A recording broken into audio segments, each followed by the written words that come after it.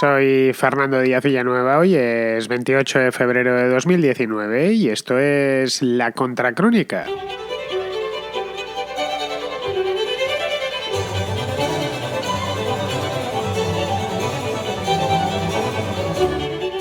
Theresa May anunció ayer que dará al Parlamento la opción de votar por un no acuerdo o por retrasar el Brexit en el caso de que los comunes le tiren la renegociación de su plan de salida, que deberá concluir pues el próximo día, o antes, mejor dicho, del próximo día 12 de marzo, es decir, algo menos de 15 días.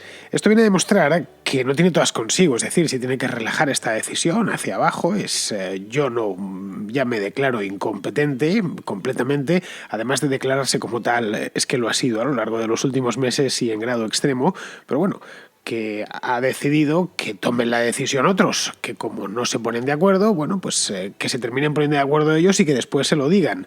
Así que, en cierto modo, se está entregando al realismo mágico, al más puro estilo hispanoamericano, mezcla hechos reales, como que dentro de un mes tendrán que irse, con otros porque eso es impepinable, es decir, el 29 de marzo, más justo dentro de un mes, tendrán que salir sí o sí, no hay mucha elección porque es lo que marca el artículo 50 del Tratado de la Unión Europea, con otros que son pura fantasía, como que podrá prolongar esta agonía sine die mientras ella sigue en la poltrona, sin que nadie, por supuesto, se atreva a sacarla de ahí.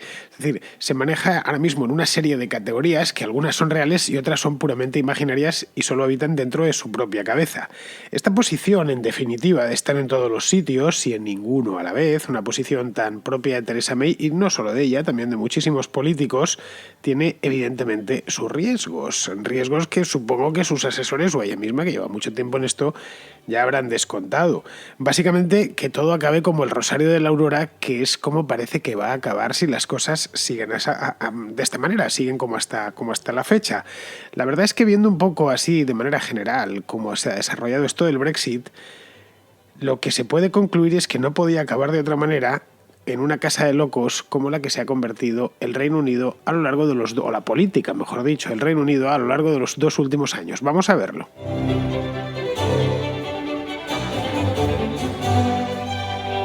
Theresa May ha decidido, como os decía hace un momento, echarse la manta a la cabeza e ir a por todas, contentando a todos, por supuesto, que es un poco la marca de la casa. Ha querido, desde que cambiemos el tiempo verbal, quiso, desde el origen, desde que fue elegida primero sucesora de David Cameron y después ganó las elecciones, eso sí, en justa lid, pues desde entonces, desde hace ya, pues va para 2 veranos que ganó las elecciones, fue en el año 2017, pues desde aquel entonces quiso que todos estuvieran contentos con ella. Y claro, eso, como bien sabemos, pues es imposible. Es decir, al final se terminó metiendo, y del Brexit creo que he hecho un montón de programas y más o menos es un tema que me manejo lo suficiente. Lo que se ha podido ver es que se metió en un túnel sin salida y ha pensado, llegado ya pues a un mes solo de la salida oficial, de esta fecha ya sí que en principio no la puede mover, y sabía además que era el 29 de marzo, pues ha pensado que lo mejor es darse la vuelta dentro del túnel, mirarnos a todos, sonreír y empezar a sacar un conejo tras otro de la chistera. El último nos lo mostró ayer, el último plan, si es que, bueno, si por llamarlo de alguna manera, porque no es exactamente un plan, es lavarse las manos en este asunto, que era lo único que le faltaba por hacer. Decir, bien, yo soy la presidenta del gobierno, es decir, la primera ministra, pero he decidido no hacer algo propio de los primeros ministros. Esto lo vais a tener que hacer, lo tienen que hacer ustedes. Es decir, que si el próximo 12 de marzo, que habrá sesión en los comunes y se votará de nuevo su plan de salida, el plan Chequers, pues debidamente renegociado, se entiende que a lo largo del último mes y pico ha tenido tiempo de renegociarlo en Bruselas y de limar esos puntos que le habían indicado en los comunes con los que no estaban de acuerdo, los diputados que se opusieron. Claro, el problema que había es que había diputados que no estaban de acuerdo por unas cosas y diputados que no estaban de acuerdo por otras. Entonces, casar ambos deseos es un poquito difícil, pero bueno, el hecho es que ella va a presentar su plan Chequers modificado, entiendo, lo mismo les presenta el idéntico plan y se queda tan a gusto, que es una posibilidad también. Bien, pues lo va a presentar el 12 de marzo y si no se lo aceptan, pues que decidan ellos lo que hacer. Es decir, en cierto modo no es nada nuevo a lo que ha venido haciendo hasta ahora, lo que pasa es que ahora nos lo muestra con toda su crudeza. Esta mujer lleva 2 años y medio comprando tiempo. Literalmente tiempo extra, como si esto fuese un videojuego. Como sabe de antemano que en la sesión del parlamentaria del próximo día 12 se la van a volver a jugar, es lo más probable. Hay posibilidades, obviamente, si consigue meterles miedo, que creo que la cosa va de esto, pues lo mismo consigue una mayoría, pero es que la última vez perdió por mucho. Pues nada, ha decidido adelantar su próximo movimiento y hacerlo público. Es decir, si no le dais el visto bueno a lo mío, a lo que he traído hasta aquí, decidís vosotros lo que hacer a partir de ahora. Sé que parece increíble, pero es que es así. Es decir, se resumen dos posibilidades, no hay mucho donde elegir, la verdad. Uno, irse de la Unión Europea el día 29 de marzo, tal y como está previsto. No es que esté previsto por ella ni por ellos, está previsto por el artículo 50 del Tratado de la Unión Europea, como os decía hace un momento. En el momento en que invocas ese artículo, a los 2 años exactos te tienes que ir, y estos tipos lo invocaron el 29 de marzo de 2017, luego el 29 de marzo de 2019 tienen que salir por la puerta, y esa es una posibilidad, irse dando un portazo, eso sí, que el Parlamento decida que no hay ningún tipo de acuerdo, el no deal famoso, nos vamos y que sea lo que Dios quiera. Y la segunda sería solicitar una prórroga de X meses, porque además ni siquiera ha puesto fecha. Puede ser un mes hasta el 29 de abril, o 2 meses hasta el 29 de mayo, o un año hasta el 29 de marzo del año 2020, no lo sabemos. Es decir, que eso ya de nuevo también, la prórroga la decida el Parlamento. De lo primero, es decir, de eso de salir de la Unión Europea el día 29 de marzo, que caray, un mes y un día, que es lo que falta, vamos, prácticamente nada, de eso nadie quiere ni oír hablar, ni los que están a favor ni los que están en contra del Brexit.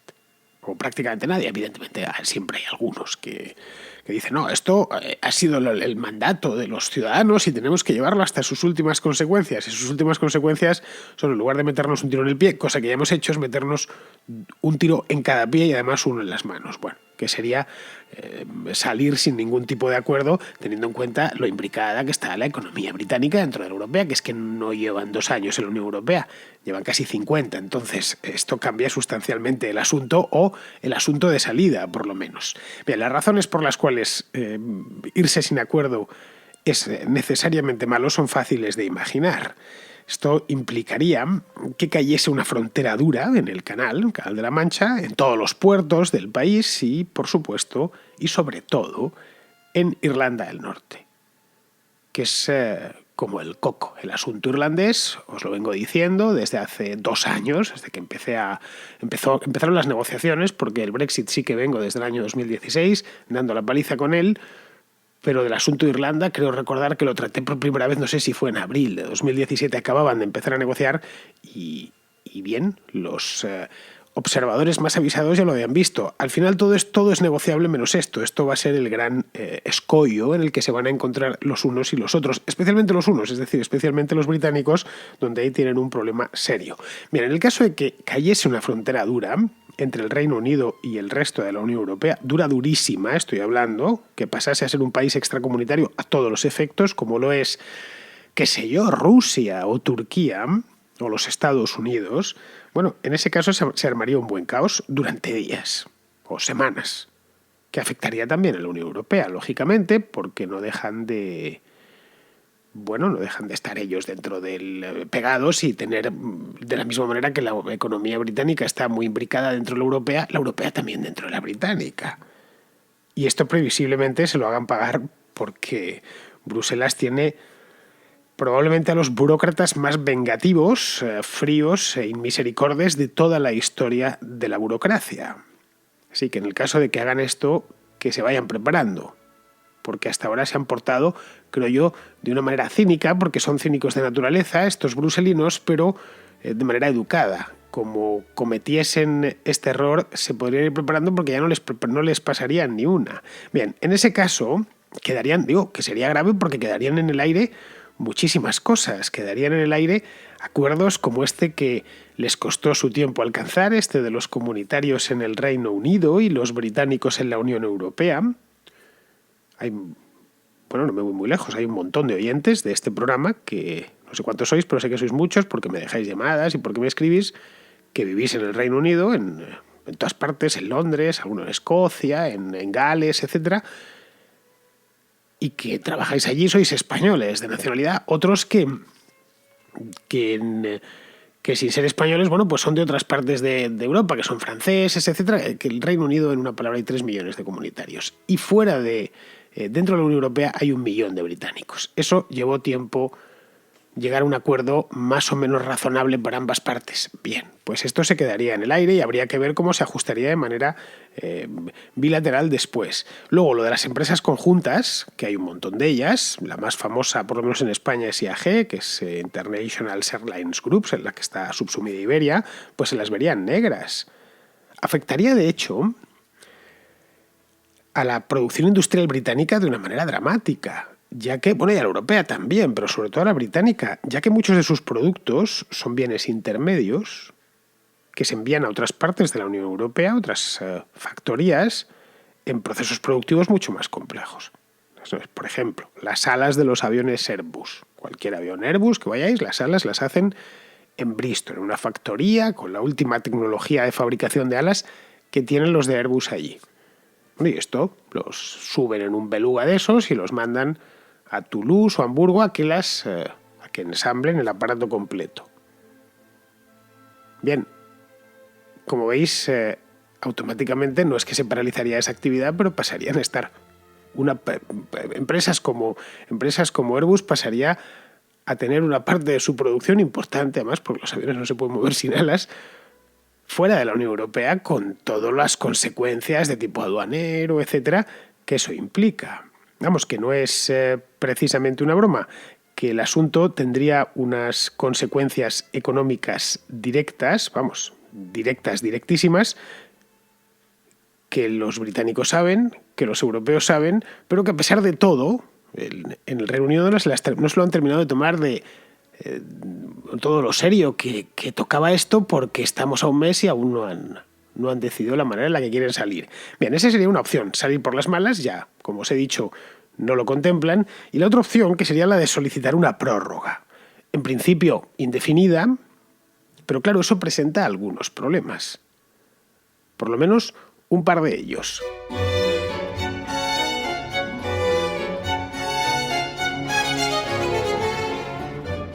El primero y el más visible sería de tipo electoral. El próximo 26 de mayo, esto lo sabemos todos, hay elecciones europeas, a las que los candidatos, elecciones del Parlamento Europeo, quiero decir, porque otras es el único órgano europeo, que es la única institución europea de cargos electos. El resto tiene un sistema complicadísimo en el que al final uno no sabe muy bien cómo los comisarios han llegado a serlo, etc. Bueno, el hecho es que los ciudadanos europeos pueden votar a sus diputados por sufragio universal, secreto, etc. Y estas elecciones se celebran cada 5 años y toca este año, el 26 de mayo. Y claro, para estas elecciones la Unión Europea ya no contaba con que fuesen a entrar los británicos, porque el 29 de marzo, en teoría, pues se iban de la Unión y ya no iba a hacer falta preverles escaños para ellos. Y ya no van a concurrir, en una palabra.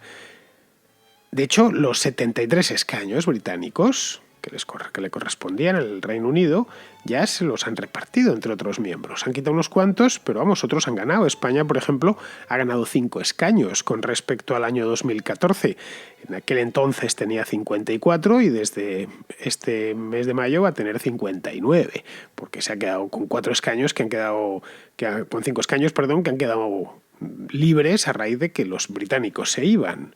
Pero este es un problema, digo, no principal, pero bueno, que está ahí. Al final, si están dentro de la Unión Europea, aunque sea de manera temporal, en modo prórroga, ¿podrán presentarse o no podrán presentarse? La verdad es que no lo sabemos, no tenemos ni idea. ¿Qué pasa si se presentan y luego resulta que de la prórroga hasta el 10 de julio y se van? ¿Quedan esos escaños vacíos durante toda la legislatura? No lo sé. Otro problema es que se alargará la incertidumbre sine die, y esto es bastante más grave que lo del Parlamento Europeo, que al final sirve para lo que sirve, es decir, para casi nada, pero las empresas y la gente trabajando y produciendo sí que sirve para todo, porque son los que hacen que, entre otras, en este caso, Theresa May pueda comer todos los días. Bien, y todo esto porque los británicos no se ponen de acuerdo, mejor dicho, no ya para que los británicos se pongan de acuerdo en salir de la Unión Europea, sino en cómo hacerlo, porque toda esta historia viene de aquí. Es decir, que quieren salir está claro, en tanto en cuanto lo votaron, y por una mayoría pequeña pero suficiente, es decir, que el resultado fue plenamente legítimo. Se quieren ir, está claro. Ahora, lo que no se ponen de acuerdo es cómo irse. Y aquí es donde vemos que el fracaso del referéndum del año 2016 roza lo absoluto, por lo menos hasta la fecha. El fracaso de este referéndum y lo mal que se planteó desde el principio. No lo sé, yo creo que, bueno, se vendió, esto está claro, porque lo vimos todos con nuestros propios ojos. Se vendió que esto iba a ser una cosa sencilla, iba a ser la extracción de una muela, una cosita ambulatoria, te pasas por aquí por la consulta, poquito anestesia, quitamos la muela y a correr y te vuelves a tu casa. Eso sí, durante las 2 primeras horas, pues procura no comer duro, nada más. Y no, caray, esto era una operación a corazón abierto. Y a los británicos se lo vendieron como la extracción de una muela, como una cosa sencilla sin apenas consecuencias.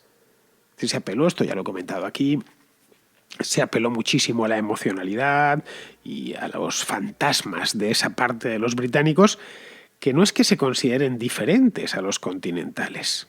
Que esto pues está bien, porque a fin de cuentas todos los pueblos de Europa son distintos los unos de los otros y tienen sus peculiaridades. Hasta dentro del propio Reino Unido podemos encontrar peculiaridades regionales. No es que se consideren diferentes a los continentales, sino que se consideran, estoy hablando de esta parte de los británicos, se consideran mejores que los continentales.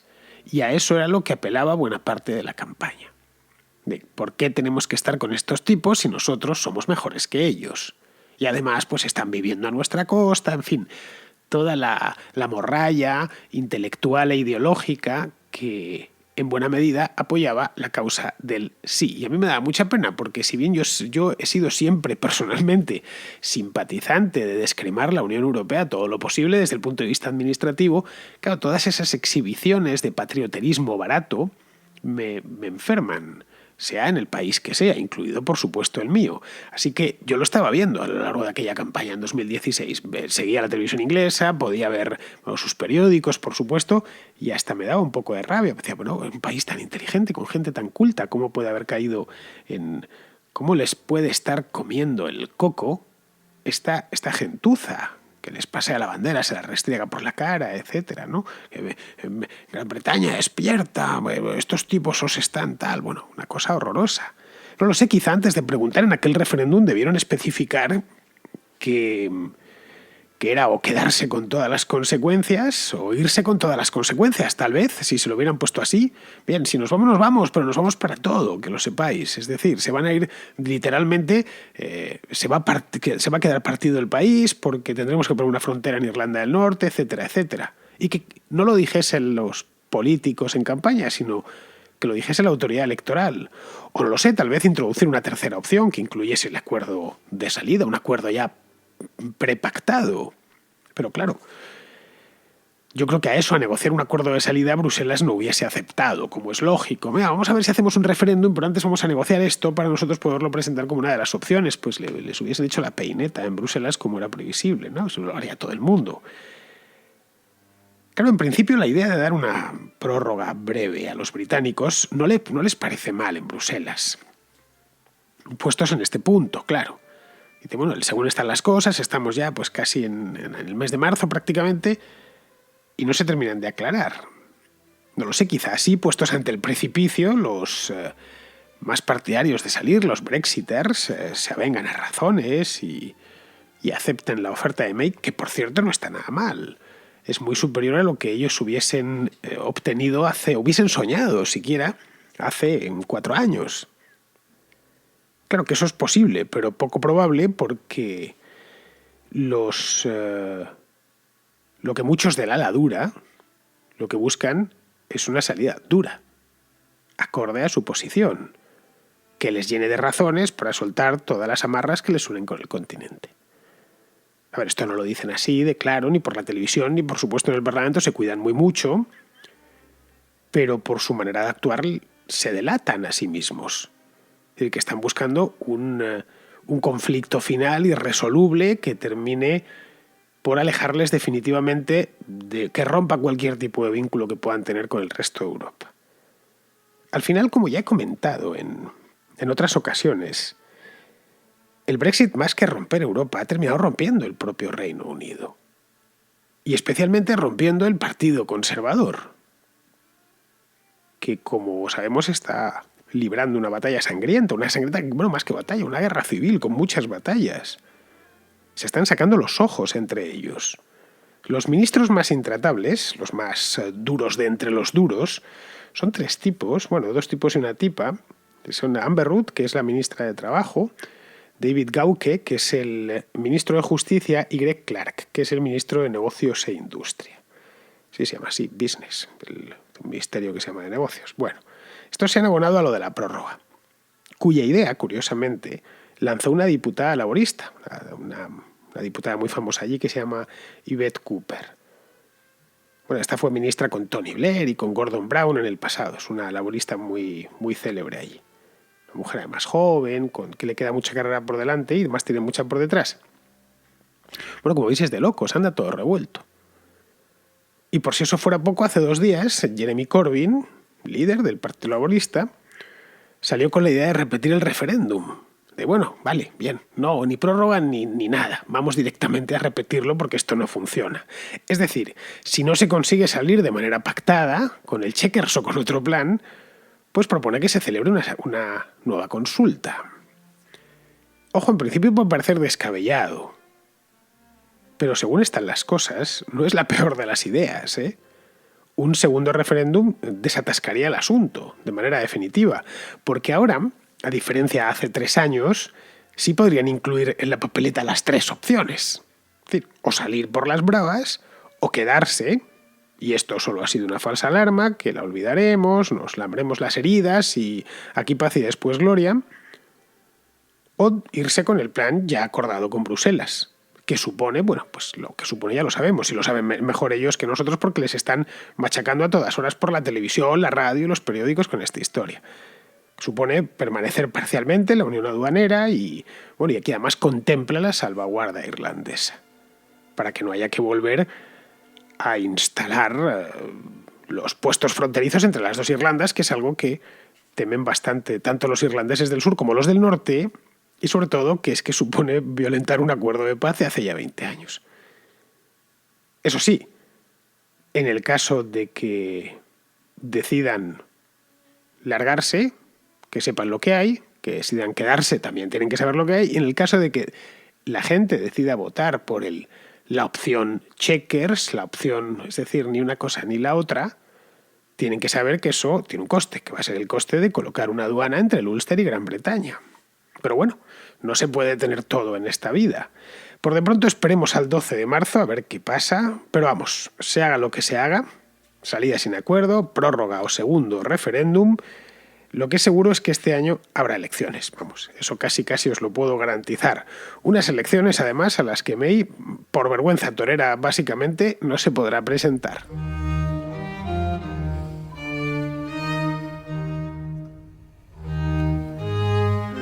Vamos con las llamadas de los oyentes. El tema estrella es lo de la invasión de Venezuela, por supuesto, que ha gustado muchísimo. A veces me decís que soy muy pesado con Venezuela, me lo decís en los comentarios de los programas. Y no es que sea pesado, si es que yo trato temas que os interesan porque luego, aparte de que me interesan a mí también, solo faltaba, yo me limito a hacer una criba y una selección de los temas de actualidad que creo que pueden ser interesantes y de los que se está hablando, tanto en este lado del Atlántico como en el otro, porque este es un programa transatlántico, entonces no me centro tampoco mucho en asuntos nacionales muy, muy locales y voy a temas más panhispánicos. Pues el tema panhispánico por antonomasia ahora es el de Venezuela, y no solo lo digo yo, sino que también lo dicen los oyentes, porque me entran llamadas continuamente sobre esto. Bien, se ve que el asunto, como os decía, interesa bastante a ambos lados del océano, así que empezamos con Carlos de Panamá, que ha tenido una idea al respecto, que nos la cuente. Antes de ayer, creo que si me equivoco, estabas hablando sobre Venezuela, sobre que una invasión de los Estados Unidos sería algo muy, muy difícil, que no sería algo fácil. Bueno, yo tengo una idea, no sé si te parezca viable, pero yo creo que una de las cosas que se puede hacer en vez de invadir toda Venezuela en su totalidad sería, invadir una zona fronteriza, un pequeño porcentaje de tierra, poner un gobierno interino en esa tierra con los venezolanos que están allí y los que están en el exilio, crear un pequeño ejército, crear una especie de zona libre en esa zona, que sea una zona próspera, o sea, dividir Venezuela en dos, pues, y que las personas que están bajo el yugo de Maduro puedan huir a esa zona en su propio país en vez de irse a otro país. Porque obviamente si es una zona donde hay libre mercado, va a ser una zona desarrollada. Eso pienso yo que sería mejor opción que invadir toda Venezuela. No sé tú qué piensas. Gracias. Bueno, Carlos, eso sería organizar una guerra civil, básicamente. Y no sé tú, pero yo no quiero que los venezolanos se maten entre ellos. De verdad te lo digo. De lo que se trata es de salir de la dictadura sin bajas, o con el menor número de bajas posible. Además, una operación como la que tú comentas no tiene el más mínimo ajuste en el derecho internacional, así que nadie fuera la apoyaría. En fin, que puede parecer muy atractiva, no lo sé, sobre el papel, pero es impracticable y además a mí me parecería una inmoralidad porque supondría el enfrentamiento sangriento entre venezolanos, lo cual no quiero ni pensar en ello. Vamos, no me gustan las guerras de ningún tipo. La guerra siempre hay que evitarlas. El que gana la guerra es el que la evita. Te parecerá que no es así, que es la única manera de sacar a Maduro, pero no, te lo garantizo. Mira cómo está Siria, mira, bueno, allá donde haya una guerra civil o algo que se le parezca, y echa un vistazo a Alepo o a cualquier ciudad de estas que han destruido recientemente en los últimos años y te podrás hacer una idea de lo que seguro que no quieres para los venezolanos ni para nadie. Bien, seguimos con Luis, que es un oyente de Valparaíso, en Chile, que tiene una duda sobre la viabilidad del chavismo en el futuro. Quería plantear un tema, bueno, relativo a lo que todos hablan últimamente, que es Venezuela. Y a propósito del audio que escuché de ti, eh, respecto a la poca posibilidad de éxito que tendría una intervención norteamericana en Venezuela y la poca factibilidad de que se desarrolle, eh, me surge la duda o la inquietud de que si es viable una Cuba de 30 millones de habitantes en un territorio tan grande como el de Venezuela. Ya sabemos lo que hacen ellos con las elecciones, ya sabemos que una cantidad importante de los eventuales opositores sigue huyendo de ese país y es posible que Maduro salga reelecto el 2025 para el 2031 y quizás cuantos más, y quizás también tenga un delfín, algún heredero como lo fue el de Chávez. Eso, ¿es viable una Cuba de ese tipo?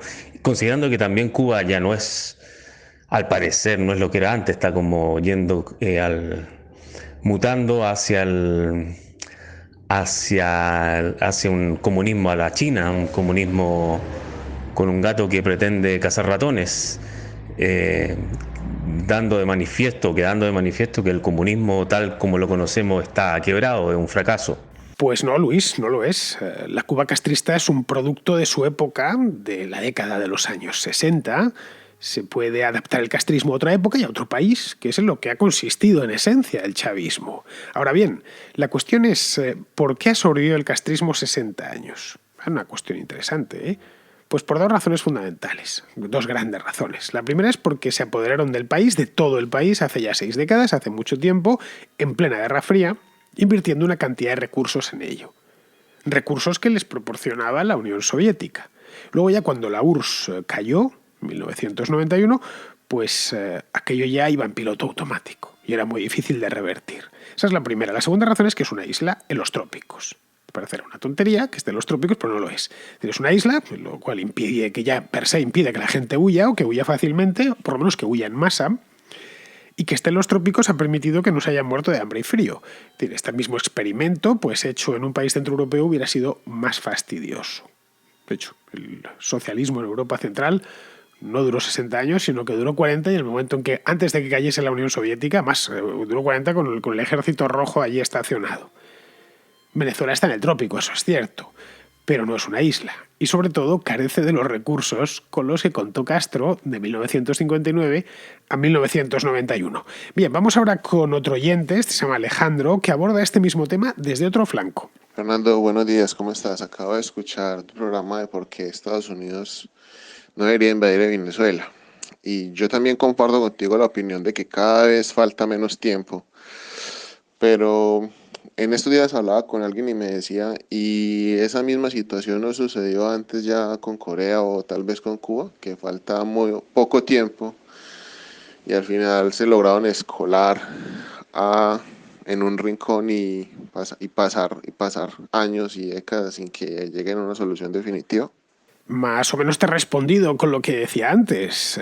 La sociedad cubana, y no digamos ya la norcoreana, son sociedades desactivadas. Desmoralizadas y desactivadas. Tras 60 años los cubanos y 75 años los coreanos de tiranía. Corea del Norte no es una isla, pero al estar en una península estrecha, pues construyó un muro minado al sur, que es el paralelo 38, y luego en el norte tenía a China y a la URSS, que eran quienes alimentaban a ese régimen y en buena medida le siguen alimentando. Bien, una llamadita más me entra, veo ya el reloj que me estoy pasando, bueno, me he pasado ya, pero vamos. Esta me llega de Colombia, el que habla es Felipe, y tiene una pregunta, bueno, una para mí y para Pizarro, así que Alejandro, ve apuntando para lo que te pregunta Felipe. Una pregunta para ti y también para Pizarro.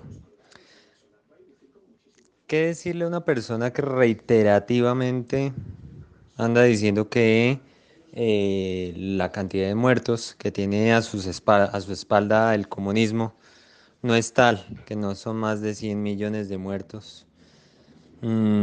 Y que anda diciendo constantemente que es una falsedad lo que dice el libro negro del comunismo.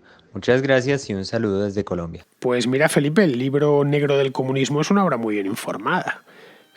Fue dirigida por Stéphane Courtois, que es un historiador muy prestigioso francés, sin vinculación política alguna, más allá, bueno, pues de que es partidario de la democracia representativa, vamos, que no es comunista. Bueno, pero vamos, yo creo que en Europa prácticamente todo el mundo es partidario de la democracia representativa, salvo contadas excepciones. Pero vamos, por lo demás, como trabajo, yo es un libro que he leído y que he consultado en infinidad de ocasiones. Tengo un ejemplar en casa que está machacado, subrayado, lleno de apuntes. La metodología es impecable y además viene acompañado de todas las referencias. Tiene un aparato importante, notas al final de cada capítulo y demás. Es decir, que no hay afirmaciones gratuitas. Pero bueno, que es que hay más libros, no solo este. Desde El Gran Terror de Robert Conquest hasta la Gran Hambruna de Mao, que pasó por aquí por la contraportada hace unos meses. Este es de Frank Dikötter. Bueno, pasando por El Gulag de Anne Applebaum o Stasi Land de Anna Funderes. Es que hay un montón. Hoy hay mucha bibliografía sobre este tema. No así hace 20 años, cuando yo estudiaba la carrera, que costaba encontrar libros, apenas lo sabías, sobre el comunismo, entre otras cosas porque acababa de caer. Pero bueno, probablemente te encuentres frente a un creyente, un believer, y todo le resbale, como esos que te cuentan convencidos que Auschwitz o Sobibor o Bergen-Belsen pues fueron un invento de los aliados y que la solución final nunca existió.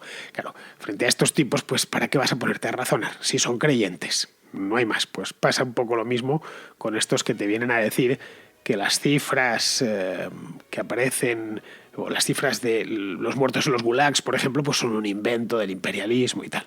Yo que tú no perdería ni una gota de saliva, ni un minuto de mi tiempo en discutir con ese tipo de gente que te vienen tan mal informados. Pero bueno, vamos a ir terminando. Vamos ya con Pizarro, que tiene hoy para todos nosotros un comentario sobre el tema este del que hablaba yo ayer, de la tumba de Franco. Franco tendrá que esperar. Asaltar tumbas es una mezquina ocupación tan antigua que la ley lleva limitándola desde el origen de los corpus legales. En esta ocasión, el botín funerario buscado no eran las posesiones sepultadas con el difunto, sino la medalla rubricada en el anverso con antifranquista, contrafranquista y escupefranquista y en el reverso con yo soy el bien. El caso es que a Pedro no hay medalla que le redima, no respeta la ley y no sabe cómo se asaltan las tumbas. Por lo que Franco sigue en su ubicación habitual y Pedro sigue en su ridículo habitual. Como Franco se murió de tal manera que no dejó ningún antifranquista victorioso, quienes le usan de referente del mal necesitan arrebatarle algo en muerte, aunque sea la paz, para construir una victoria ficticia y un honor falso. Franco ya solo puede sernos útil a todos los españoles estudiándolo. Pero los españoles tenemos tendencia a perdonarnos la concordia y el respeto. Y en esa propensión, Franco fue un escupitajo ideal. Un cordial saludo de Pizarro. Mañana, como bien sabéis, tenemos Contrahistoria. Os doy una pista, una pista, 2 datos. Tiene 80 kilómetros y al primero que se le ocurrió fue a un conocido emperador del Sacro Imperio. Ahí lo dejo, no os digo más. Así que mañana lo tendréis el resto en la Contrahistoria. Hasta mañana, amigos.